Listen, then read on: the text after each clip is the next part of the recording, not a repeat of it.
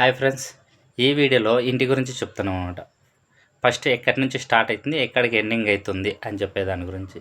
First ఇల్లు కట్టాలి అని చెప్తే మార్కింగ్ అనేది 100% ఉండాలి. ఇది మార్కింగ్ అనేది ఏది మిస్ అయినా కానీ పిల్లర్స్ అనేది అటు ఇటు పోతాయన్నమాట, మార్కింగ్ ఖచ్చితంగా లేకుంటే. దానికోసం మనము పిన్ టు పిన్ నీట్గా వీడియో అనేది మార్కింగ్ గురించి చెప్పాలి అని చెప్పేసి ఈ వీడియో మనం చేస్తున్నాము. అలానే ఈ రోజు నుంచి మనం వీడియో 1, 2, 3 అన్నట్లుగా ఇంటికి సంబంధించినవి ప్రతిదీ వీడియో అనేది మనం చేస్తూ దినం పెడుతూ ఉంటాం అనమాట. ఈ పొద్దు పెట్టినానుకో మళ్ళీ దినం ఇంకో వీడియో అనేది కంపల్సరీ ఇంటి గురించి మాత్రమే పెడతా అంటాను అనమాట. ఫస్ట్ ఇంట్లో స్టార్ట్ చేయాలి అంటే మార్కింగ్ చాలా ఇంపార్టెంట్ అనమాట. 100% మనం మార్కింగ్ ఎలా ఉంటేనే మన పిల్లర్లు స్టాండర్డ్గా ఉంటాయో. స్టాండర్డ్గా అంటే మనకి అంటే బలం గురించి కాదు, ఖచ్చితంగా వచ్చేదానికోసం. ఒక పిల్లర్ అటు ఒక పిల్లర్ ఇటు పోగొకున్నట్ల మార్కింగ్ అనేది ఖచ్చితంగా వేసుకోవాలి. పిల్లర్ మార్కింగ్ వేయాలంటే ఎప్పుడైనా కానీ సెంటర్ మార్కులు అనేది దారాలు కట్టుకోవాలి అనమాట. ఇప్పుడు ఒకవేళ 10 అడుగులు రూమ్ ఉంది అనుకో, ఫస్ట్ మన స్థలం యాటికి ఉంది, యాటి నుంచి మనం గోడ కట్టాలి అని చెప్తే ఆడ మార్క్ వేసుకొని ఆటి నుంచి 4.5 ఇంచు పక్కలో మనం ఒక మార్క్ అనేది వేసుకోవాలి. మార్క్ వేసుకొని ఆడ దారం కట్టుకునేకి ఒక కడ్డీ అనేది కొట్టాలన్నమాట. 4.5 ఇంచు వదిలిపెట్టేసి ఒక కడ్డీ కడితే ఆటి నుంచి దాని తర్వాత వచ్చేసి 9 అడుగుల 3 ఇంచులు పెట్టాలన్నమాట. 9 అడుగుల 3 ఇంచులు పెడితే దాని తర్వాత ఒక మార్క్ వేసుకొని ఆడ ఒక కడ్డీ కొట్టి దారం కట్టాలన్నమాట. ఇది సెంటర్ మార్క్ అనమాట.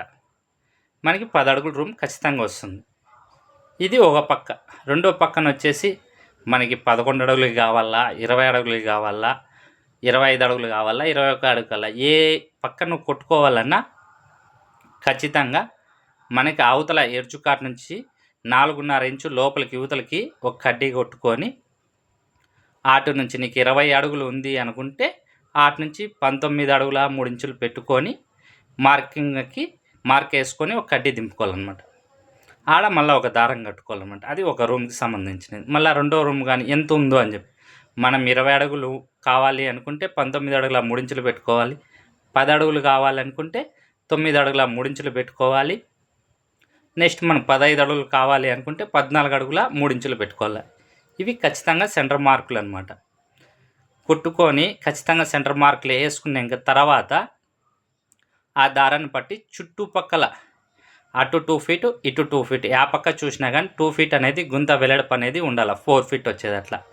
ఇది పిల్లర్కి నిలబెట్టేదానికి సెంటర్ మార్కులు అనమాట. ఈ మార్క్ వేసిన తర్వాత దీంట్లో కొందరు పౌడర్తో వేస్తారు, కొందరు సున్నంతో వేస్తారు.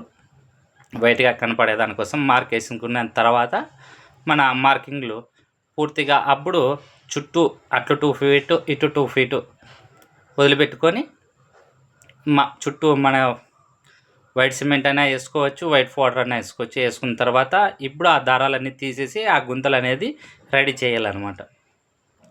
అంటే మార్కులన్నీ తీసేస్తానే ఆ దారాలు తీసేస్తానే ఆ కడ్డీలు అనేది అట్లే ఉండాలన్నమాట. ఎప్పటికైనా అంటే ఎప్పటికైనా అని క్వశ్చన్ కాదు, మనం మళ్ళీ పిల్లర్లో నిలబెట్టేదానికోసం ఖచ్చితంగా పిల్లర్లు వచ్చేదానికోసం దానికోసం అనేది ఆ కడ్డీలు అనేది అలానే పెట్టుకోవాలన్నమాట.